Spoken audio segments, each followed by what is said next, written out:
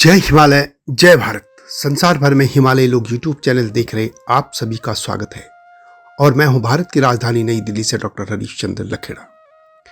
कश्मीर के मुसलमानों के सरनेम भट्ट, भट्ट, पंडित आदि मिल जाते हैं, परंतु आपने शायद ही सुना होगा कि कोई ब्राह्मण जाति के लोग मुस्लिम सरनेम खां या खान का प्रयोग करते हैं, क्योंकि खान सरनेम तो मुसलमानों का है, लेकिन बिहार मूल के मैथिल ब्राह्मणों का एक छोटा सा वर्ग अपने नाम के साथ खां या खान सरनेम लिखता है।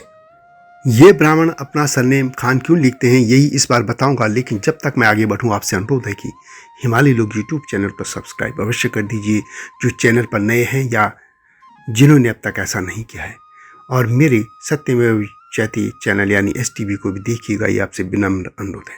तो बात करते हैं मैथिल ब्राह्मणों के खां सरनेम लिखने की। मैथिल ब्राह्मण के खां या खान सरनेम लिखने की गाथा बिहार के सहरसा जिले में एक गांव बनगांव से शुरू होती है। यहाँ ब्राह्मणों का नाम तो हिंदू वाला होता है, लेकिन उनके सरनेम मुसलमानों जैसा होता है। बनगांव के साथ ही परारी गांव समेत कई गांव के ब्राह्मणों के सरनेम खां या खान मिल जाते हैं। यह कह सकते हैं कि जो भी ब्राह्मण खान सरनेम लगाता है उसकी जड़ें बनगांव से जुड़ी हैं और वे इन्हीं गांव से कहीं बाहर दूसरे गांव में बसे होंगे। ये ब्राह्मण छोटे राजा जमींदार भी थे और मुगल काल में उन्हें खान बहादुर या खान साहब की उपाधि दी गई थी। हालांकि अब बनगांव के कुछ लोग खां सरनेम लगाने के बजाय अपने गोत्र का नाम लिखने लग गए हैं। खां सरनेम लगाने के पीछे मुगल काल की घटना का उल्लेख किया जाता है। कहा जाता है कि मुगलों ने इनकी वीरता दिखाने पर इन मैथिल ब्राह्मणों को खां सरनेम दिया था। वैसे तो खान सरनेम आक्रमणकारी चंगेज खान के बाद ही प्रयोग में आया था। चंगेज खान मुसलमान नहीं था, परंतु उसके कुछ वंशजों ने जब इस्लाम अपना लिया तो खान सरनेम नहीं छोड़ा और बाद में यह सरनेम मुसलमानों में प्रचलित हो गया। चंगेज खान मंगोलिया का रहने वाला था और उसके नेतृत्व में दुनिया भर में हमले हुए थे। वह बहुत ही क्रूर और अत्याचारी आक्रमणकारी था।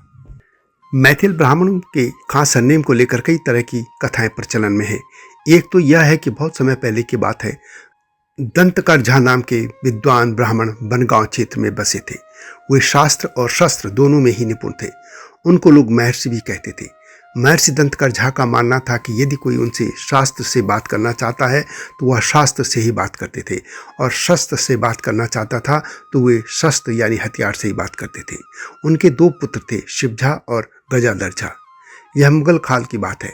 कहा जाता है कि मुगल काल में बहादुरी दिखाने वाले योद्धाओं को खां या खान की उपाधि दी जाती थी, जबकि परोपकारी व्यक्ति को लोग ठाकुर कहते थे।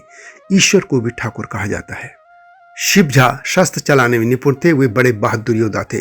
उन्हें मुगलों के समय खान सरनेम मिला, जबकि गजाधर बहुत ही परोपकारी व धार्मिक प्रवृत्ति के व्यक्ति थे। उनको फिर ठाकुर सरनेम मिला। आज के बनगांव के लोग शिवझा यानी शिव खां के वंशज हैं, यानी शिवझा के वंशज खान सरनेम लिखने लगे थे, जबकि गजाधर झा के वंशज चैनपुर में बस के वे ठाकुर सरनेम लिखने लग गए थे। इनके पुत्र और उनके वंशज खां व ठाकुर सरनेम लिखते रहे, जबकि उनकी बेटियों की जहाँ शादियाँ हुई उन्होंने वही सरनेम उनके वंशजों ने लिखे। वे झा, मिश्र आदि सरनेम लिखते रहे और ये सभी मैथिल ब्राह्मण थे। यह भी कहा जाता है कि बनगांव के दो भाइयों शिवझा और गजाधर झा को खान की उपाधि दी गई थी, क्योंकि उन्होंने गाय को नुकसान पहुंचाए बिना उस पर बैठी कोयल को मार दिया था। उनकी बहादुरी से प्रभावित होकर राजा ने उन्हें राज्य दिया था। राज्य यानी जमींदारी देने के साथ ही उनके सरनेम बदलकर शिव खां और गजाधर ठाकुर कर दिए गए थे। एक अन्य कथा के अनुसार नवाहटा के एक नवाब को बनगांव के ब्राह्मणों ने युद्ध में हराया था, जिसके बाद यहाँ के लोगों को खास सरनेम दिया गया था। इस तरह की बहुत सी कथाएं हैं, लेकिन इतना तो तय है कि मुगलों के शासनकाल में इन ब्राह्मणों ने ऐसी वीरता का परिचय दिया जिससे प्रसन्न होकर उन्हें खां सरनेम की उपाधि दी गई थी। मैथिल ब्राह्मण भारत और नेपाल के मिथिला क्षेत्र के निवासी हैं। वे पंचगौड़ ब्राह्मणों से एक हैं। 1960 और 1970 के दशक में बिहार की राजनीति में मैथिल ब्राह्मणों की तूती बोलती थी। वैसे मैथिल ब्राह्मणों पर एक वीडियो पहले से इस चैनल में, आप उसको देख सकते हैं, और वैसे बहुत से लोगों ने उसको देखा है। उसमें कुछ लोगों ने कमेंट बॉक्स में झा सरनेम को लेकर और जानकारी देने का आग्रह किया था। बिहार में पाई जाने वाले सरनेम झा का इतिहास संस्कृत के शब्द उपाध्याय से जुड़ा है। उपाध्याय का मतलब होता है शिक्षक। कहा जाता है कि वैदिक काल में वैदिक शिक्षकों को उपाध्याय कहा जाता था। पाली भाषा में इसे उवज्झा कहा जाता था और समय के साथ उवज्झा घटकर ओझा और फिर झा रह गया था और इस तरह झा शब्द अस्तित्व में आया। यह भी कह सकते हैं कि उपाध्याय का संक्षिप्त रूप है झा। कुछ लोग उपाध्याय से झा बनने की क्रम को इस तरीके से कहते हैं। वैदिक संस्कृत का शब्द उपाध्याय जब पाली व प्राकृत भाषा में आया तो वह उवज्ज हो गया और उवज्ज से उवज्जाह हो गया और उसके बाद वह ओझा बन गया और ओझा से इस तरह वह झा बन गया।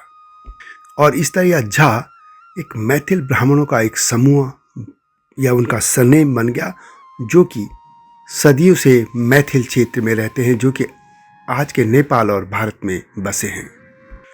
तो यह थी मैथिल ब्राह्मणों के एक समूह के खास सरनेम लिखने की गाथा। वीडियो कैसे लगी कमेंट में अवश्य लिखें। जल्दी आऊँगा इस तरह की गाथाओं के साथ। तब तक जय हिमालय, जय भारत।